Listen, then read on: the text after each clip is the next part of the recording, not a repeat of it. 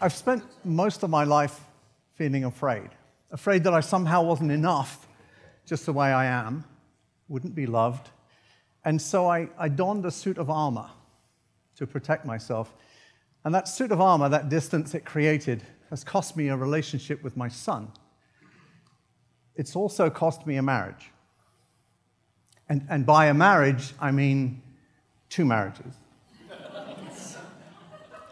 Okay, by 2 marriages, I mean 3 and an engagement, but that's all.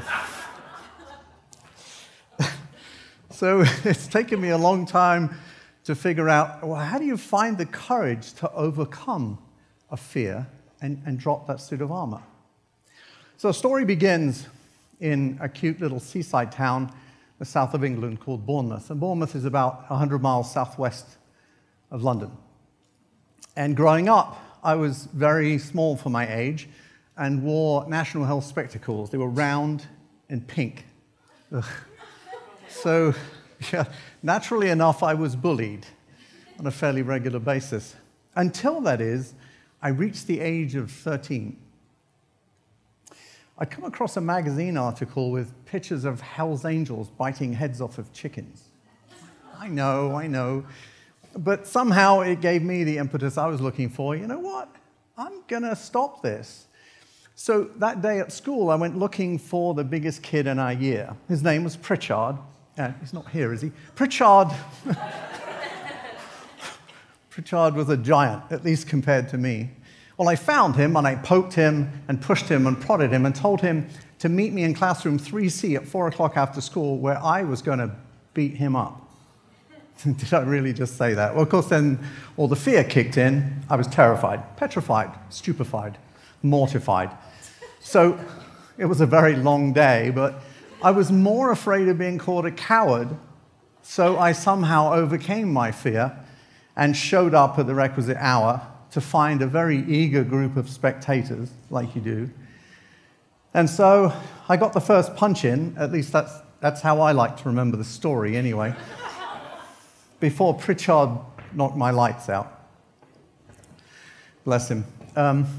Well, a teacher intervened, so all was okay, until the next day, of course. I realized, walking back through the school gates, I really hadn't thought this through terribly well, because, yeah, you guessed it, Pritchard's waiting at the gate. I go, okay. So he started walking towards me, and I froze. I couldn't move. He walked up to me, and he raised his arm. I'm like, I cowered. He put his arm around my shoulder, and he said, "That was the most courageous thing I have ever seen." He walked me all the way into school, I can still feel it, and changed my life that day. I never felt bullied since. It's exactly the same day that I put on the big suit of armor to protect this little sensitive boy on the inside. Wow. That was quite the struggle. It was many years later that I was to be working on a legacy, something I wanted to leave for my kids. I was writing my book and writing everything I'd learned about individual and corporate transformation. And it seemed to flow fairly effortlessly until I got to chapter 4. I stopped dead again. This time it was the chapter on life purpose. And I thought I really knew my life purpose. I thought I had it all figured out.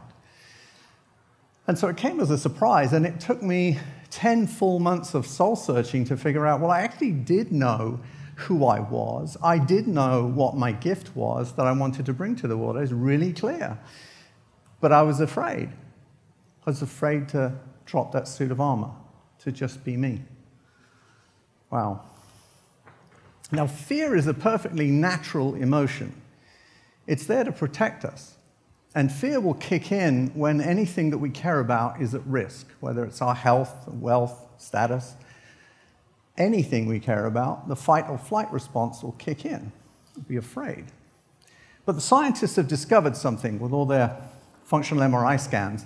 There's an area of the brain, you can all point to it now. There's an area of the brain right in the middle between your temples called the subgenial anterior cingulate cortex. Remember that. Yeah, it took me a bit longer than one go. So that part of the brain actually dampens down the fight or flight response. Its job is, even though there's fear, even though you have a fight or flight response going on from the amygdala, that part of the brain is effectively quashing it just enough that you can still take action. So what they figured out is you can actually relearn courage to overcome a fear that you've learned. So if you're terribly afraid of what everybody else thinks, guess what? You can learn something different. How? Well, let me explain it this way. So you can't give away that which you do not have. And I maintain everybody has this area of the brain. We just need to jumpstart it sometimes, right? How do you do that? Well, if you could give away courage, you'll have more for yourself. If you could encourage someone else, you will find more for yourself. Is it really that simple? Actually, it is. So it was a little while later, I was working with a lot of executives at coaching them. And what I started to realize was, wow, they've all got the same challenge. They've all got their suits of armor on. They're not being vulnerable. They're all closed up. There's no new learning going on here. What can I do to help encourage them? And the more I encouraged them, the more courage I found for myself. So the book got finished. The more I helped them pursue their dreams, the more I got ready to pursue mine.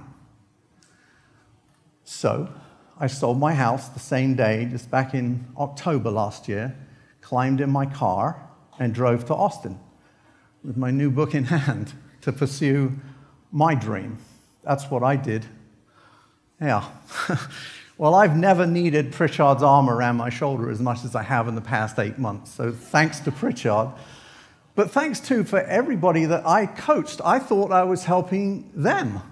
Wrong. They were helping me and helping me find the courage that was buried in here to pursue my dream, to do what I wanted to do, to be little old, very sensitive me. So I have a challenge for you. Are you ready to change someone else's life so that you can change yours? Could you impart courage in another so you'll have more for yourself? Are you ready, even at this event today, to find someone else and encourage them just to be themselves? I certainly hope so. Thank you.